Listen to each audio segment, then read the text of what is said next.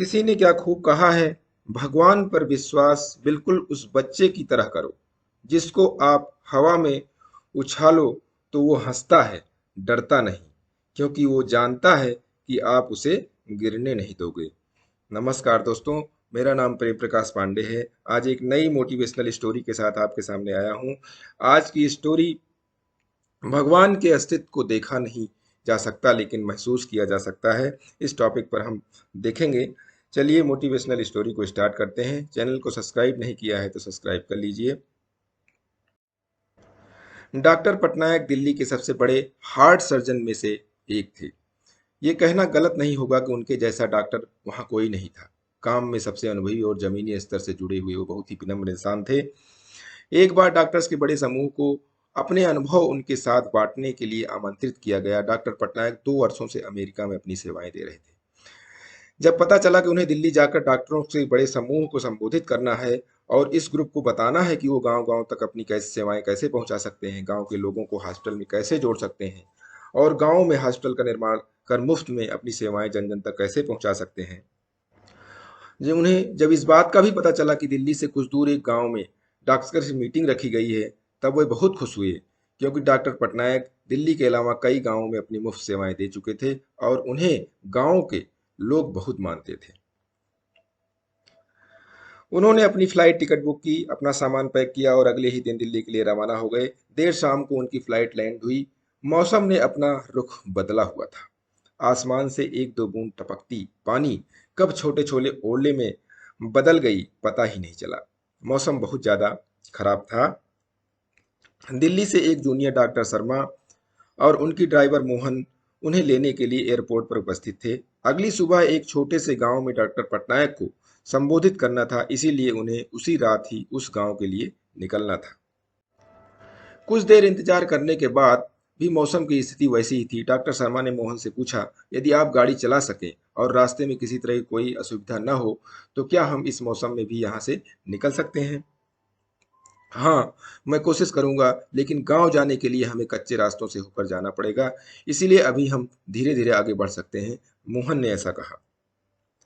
मोहन ने गाड़ी निकाली और तीनों गांव की तरफ आगे बढ़ने लगे। रास्ता, मौसम दोनों बहुत खराब था, इसीलिए वे धीरे धीरे आगे बढ़ रहे थे। कुछ दूर तय करने के बाद जब वो एक गांव से गुजर रहे थे, तब मोहन को महसूस हुआ कि उसकी गाड़ी का एक टायर पंचर हो गया है। उसने गाड़ी रोकी और नीचे उतरकर बारिश में भीगते हुए उसने टायर को चेक किया। टायर पंचर था।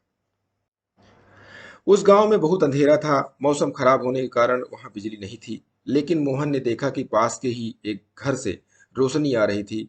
मोहन ने डॉक्टर पटनायक और डॉक्टर शर्मा से कहा कि सर, गाड़ी का टायर पंचर है और टायर बदलने में समय लग सकता है, इसीलिए गाड़ी से उतरकर हमें पास के घर में अभी कुछ समय रुकना होगा, क्योंकि ऐसे बारिश में टायर बदलना भी संभव नहीं होगा। दोनों डॉक्टर्स गाड़ी से नीचे उतरे और पास के ही घर की तरफ, जहां से रोशनी आ रही थी, आगे बढ़ने लगे। उन्होंने घर का दरवाजा खटखटाया, लेकिन घर से किसी भी तरह की कोई प्रतिक्रिया नहीं हुई। उन्होंने इस बार फिर दरवाजा खटखटाया और आपकी बार दरवाजे पर एक बूढ़ी अम्मा थी जो बहुत ही उम्र की लग रही थी। माँ जी, हम शहर से आ रहे हैं, मौसम बहुत खराब है और यहाँ हमारी गाड़ी भी खराब हो गई है। यदि कुछ समय तक आप हमें यहाँ रुकने दें तो आपकी बड़ी मेहरबानी होगी, डॉक्टर शर्मा ने बूढ़ी अम्मा से कहा। क्यों नहीं, आप सब अंदर आइए, मैं आपके लिए चाय बनाती हूँ, बूढ़ी अम्मा ने जवाब देते हुए कहा। ये बिस्तर पर यह छोटा सा बच्चा क्यों करा रहा है?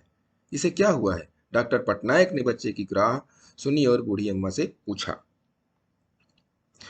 अब क्या बताएं साहब, गांव में हॉस्पिटल की सेवाएं नहीं हैं।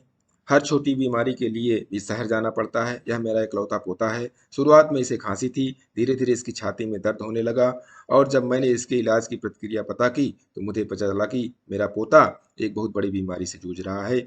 इसके हार्ट में बड़ी समस्या है। कुछ डॉक्टर्स ने बताया कि दिल्ली के एक मशहूर डॉक्टर्स हैं जो आजकल अमेरिका में रहते हैं और कभी कभी ही दिल्ली आते हैं। वही इसका इलाज कर सकते हैं। इलाज में भी बहुत खर्च है। मेरे पास इतने पैसे नहीं हैं कि मैं अपने पोते का इलाज करा सकूं। गरीबी और हॉस्पिटल न होने के चलते ही मैंने अपने बेटे और बहू को भी नहीं बचा सकी। वो भी बीमारी से लड़ते हुए ही चल बसे। मेरे पोते के साथ ऐसा ना हो और वो दिल्ली जल्दी स्वस्थ हो जाए, इसीलिए मैं रोज हर समय भगवान के सामने दिए जलाए रखती हूँ, ताकि भगवान मेरे इस चिराग को बुझने न दे। मैं हर रोज भगवान से प्रार्थना करती हूँ कि जब भी भगवान पटनायक दिल्ली डॉक्टर पटनायक दिल्ली आए तो मुझे किसी के माध्यम से पता चल सके और उनसे मेरे पोते की जान बचाने की भीख मांग सकूं। अब सब मैंने भगवान पर छोड़ दिया है साहब, ऐसा कहकर बूढ़ी अम्मा रोने लगी।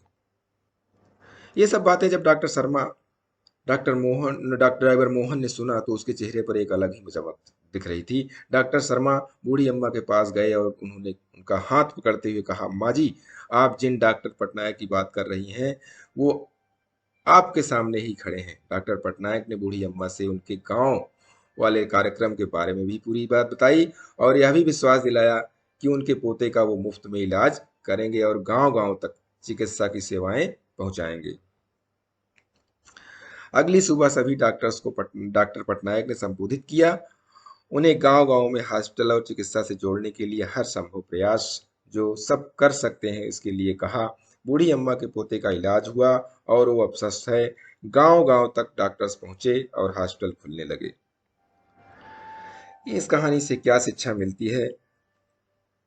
जब सारे रास्ते बंद हो जाएं, तो आप उस भगवान पर भरोसा रखना चाहिए जो आपके साथ कभी गलत नहीं होने देगा। वो किसी न किसी रूप में आपका आकर साथ जरूर देगा। अपनी हिम्मत को टूटने मत दीजिए, नेक काम करते रहिए। और मैं इसीलिए कहता हूँ कि काम तो सभी करते हैं, पर काम करो कुछ ऐसा कि उदाहरण बन जाए। चैनल को सब्सक्राइब नहीं किया, सब्सक्राइब कर लीजिए। स्टोरी अच्छी लगी तो शेयर कीजिए लोगों में। कमेंट्स में कमेंट्स लिखिए अगर कोई एडवाइस है तो। चैनल